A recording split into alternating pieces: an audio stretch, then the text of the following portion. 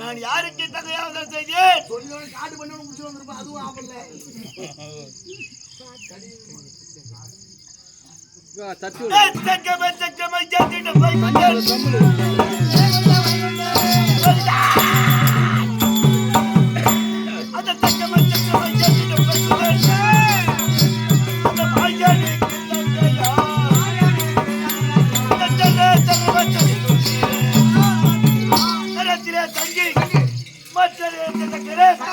மற்றொரு நேரத்திலே கோதண்டம் இவையெல்லாம் கரத்திலே ஏந்தி வருகின்ற அடியார்களுக்கு 7 மலை மீது வந்து காட்சி கொடுக்கிறார்கள்.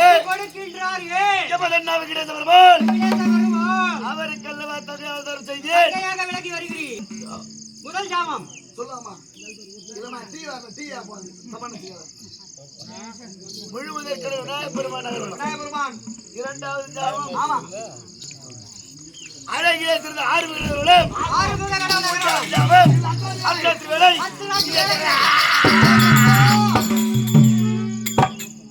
அம்மா தாயே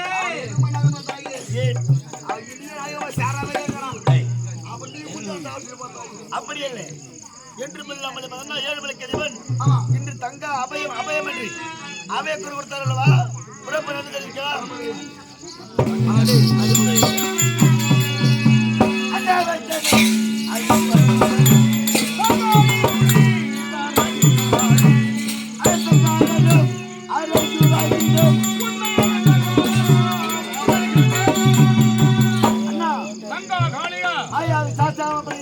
நலமற்றிருக்க வேண்டும் தங்கா. என்றும் இல்லாமல் தங்க அபயம் அபயம் அபயம் அபய குரு கொடுத்த காரணம் அப்துல் காதரானவன் என்னை அடித்து இழுத்து என்னுடைய ஆட்சியில் 1/3 பங்கை பெற்றுக் கொண்டு அதோ தெரியும் மலையடிவாரம் சென்று கொண்டிருக்கிறார். என்னை அடைத்த பெருமன்னவோ அவர்களை மிரட்டுறதுதாமா வர சொன்னேன். அதனால் மிரட்டி வர வேண்டும்.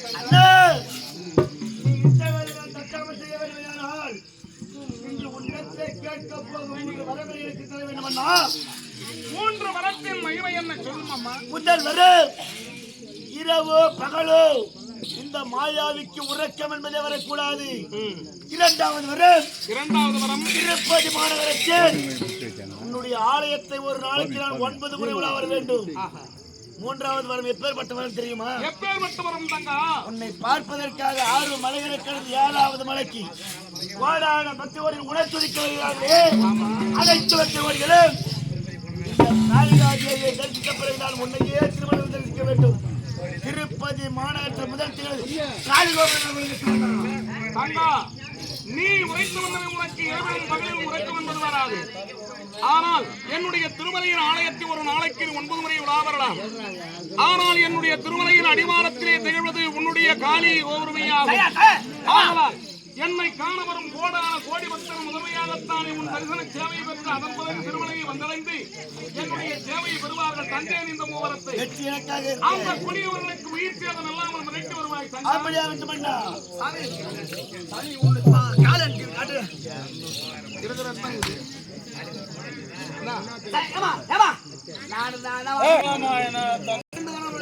என்ன வரம் வேண்டும் கேளு பக்தா.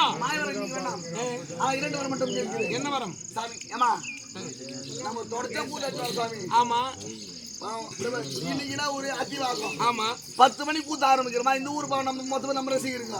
நாளைக்கு ஆடிட்டு நம்ம. ஆமா, இன்னைக்கு அத்திவாகம் 10 மணிக்கு கூத்த ஆரம்பிக்கிறோமா? ஆமா, 11 மணி 11:30 மணி வரையிலும் கூத்த ஆடணும். அதுவும் ஜோடு மாய பண்ணி 6 மணி வரையிலும் ஓரளவு வரக்கூடாது. ஜோடு மாய பயணம். அதன் பிறகு மொத்தம் குத்துணும் சாமி. தந்தேன். ஆனால் நீ நினைக்கும் வரம் அல்ல. ஆனால் மழையே பொழியாது, நீங்கள் நிரந்தரமாக தொழில் செய்ய வேண்டும் என்று தந்தேன். எவ்வளவு எதிர்பார்த்தேன் நானு. பாதியா புட்டுக்குன்னு பார்த்தேன். உடலையே எவ்வளவு எதிர்பார்த்தேன் நானு. ஆனால் கோரிய வரம் என்ன? இன்னொரு வரம் சுவாமி. என்ன வரம் சாமி?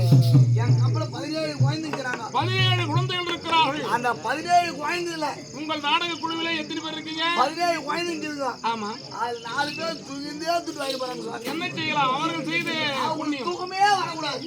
இது முதற்கொண்டு அவர்கள் தூங்கவே மாட்டார்கள். உட்கார்ந்து உறங்குவார்களே தவிர அவர்கள் தூங்க மாட்டார்கள்.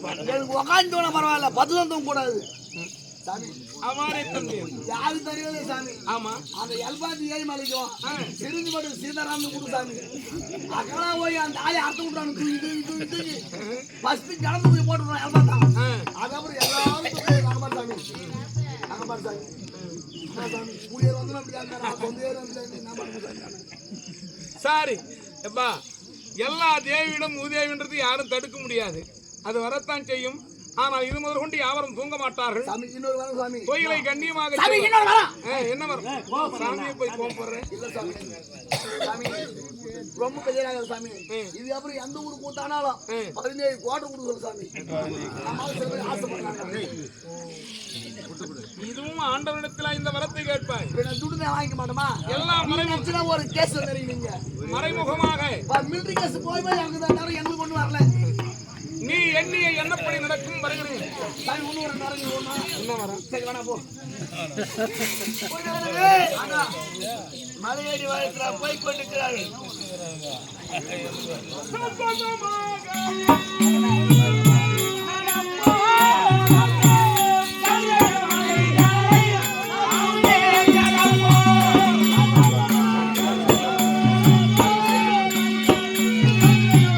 எனக்கு மாங்கோத்தேங்க வாயில வைக்கிட்டு மாங்கோத்து லேப்ல ஆத்தாக்க